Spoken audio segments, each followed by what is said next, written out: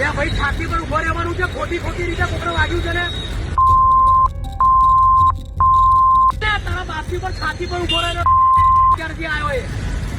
મોન્ટુ સુરેશચંદ્ર ગાંધી ઉર્ફે મોન્ટુ નામદાર ફરલો રજા પર લગભગ 2 વર્ષ પછી બહાર નીકળે છે અને આ પછી અમદાવાદના ખાડિયા વિસ્તારમાં આતંક મચાવે છે. આ ઉપરાંત તે ખાડિયા પોલીસ સ્ટેશનની બહાર પોલીસ કર્મચારીને બેફામ ગાળો પણ બોલે છે, જેનો વિડીયો પણ સોશિયલ મીડિયામાં ખૂબ વાયરલ થાય છે. અને હવે મોન્ટુ નામદારની સામે ખાડિયા પોલીસે છેલ્લા 4 દિવસમાં 3 ફરિયાદ નોંધી છે.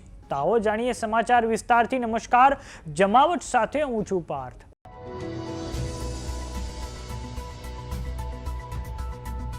થોડાક સમય અગાઉ મોન્ટુ સુરેશચંદ્ર ગાંધી ઉર્ફે મોન્ટુ નામદારનો પોલીસને ગાળો બોલતો વિડીયો સોશિયલ મીડિયામાં ખૂબ જ વાયરલ થયો હતો. આ પછી પોલીસ દ્વારા 3 કેસમાંથી એક કેસમાં તેની ધરપકડ કરતાની સાથે જ તેની ફરલો રજા રદ થઈ ગઈ અને હવે મોન્ટુ નામદારને વડોદરાની મધ્યસ્થ જેલમાં ધકેલી દેવામાં આવ્યો છે, જેના કારણે હવે મોન્ટુ નામદારની હાલત વધારે કફોડી બની છે. મોન્ટુ નામદારે જે ખાડિયા વિસ્તારમાં આતંક મચાવ્યો હતો તેની વાત કરીએ તો 9મી જૂનના રોજ તે વડોદરાની જેલમાંથી બહાર આવી પોતાના ખાડિયા વિસ્તારમાં આવે છે. ટ્રાફિકથી ધમધમતા આ વિસ્તારમાં તે રોડ બંધ કરાવી દે છે. આ પછી તે ફટાકડા ફોડીને ઉજવણી કરે છે. એટલું જ નહીં, અન્ય કેસ છે તેમાં તે સાક્ષી જોશ ગાંધીનો જીવ લઈ લેવાની પણ ધમકી આપે છે. આ પછી પોલીસને જાણ થતાં તેને પકડવા પોલીસ હજીરાની પોળમાં પહોંચે છે. ત્યારબાદ તે એક મકાન પરથી બીજા મકાન પર કૂદતા તે નીચે પટકાય છે અને તેને પગમાં ઈજાઓ પહોંચે છે. જ્યારે પોલીસ તેની અટકાયત કરીને ખાડિયા પોલીસ સ્ટેશને લાવે છે ત્યારે તે હેડ કોન્સ્ટેબલ ધર્મેશ ભરવાડને બેફામ ગાળો બોલવે છે અને આ પછી તેનો વિડીયો સોશિયલ મીડિયામાં ખૂબ જ વાયરલ થાય છે. મોન્ટુ નામદાર કે જેના વિરુદ્ધ ખાડિયા પોલીસ સ્ટેશનમાં અગાઉ મર્ડરનો ગુનો દાખલ થયો હતો, જે ગુનામાં એને સજા પડી છે અને હાલ જે વડોદરા જેલમાં હતો તેને ફરલો રજા ઉપર મુક્ત કરવામાં આવ્યો હતો 8મી જૂને.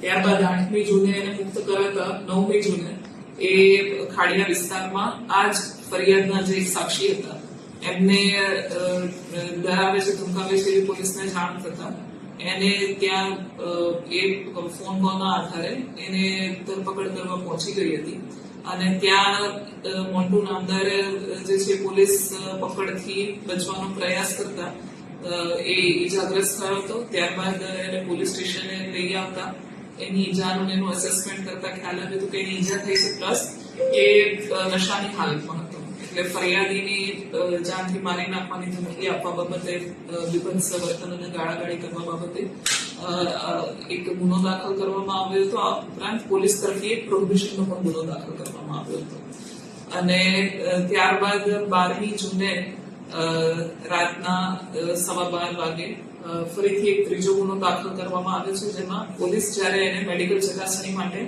રાત્રે લઈ જતી હતી 9 તારીખે, ત્યારે પોલીસ કર્મચારીને પણ જાનથી મારી નાખવાની ધમકી આપે છે, વિભત્સ ગાળો બોલે છે અને પોલીસના કામમાં રૂકાવટ કરે છે. એ પ્રકારની ઘટના બનતા પોલીસ દ્વારા 12મી જૂને પણ આ ગુનો દાખલ કરવામાં આવ્યો છે. મેડમ, ખાસ તો એના એલિગેશન છે કે પોલીસે તેના માર કરતા એને પગ ફ્રેક્ચર થયો હોવાની વાતો કરી રહ્યો છે, તો શું છે આખો મામલો? એવા કોઈ એલિગેશન પોલીસ તરફ અમને મળ્યા નથી. પ્લસ એને જે કાયદેસર રીતે પોલીસ સ્ટેશને લાવવામાં આવે છે અને મેડિકલ ચકાસણી કરવા માટે લઈ જવામાં આવે છે. આ તમામ આક્ષેપો પાયાગી હોણા છે. હાલ કઈ દિશામાં તપાસ રહેશે આની ધરપકડને લઈને? ક્યારે નીકળે?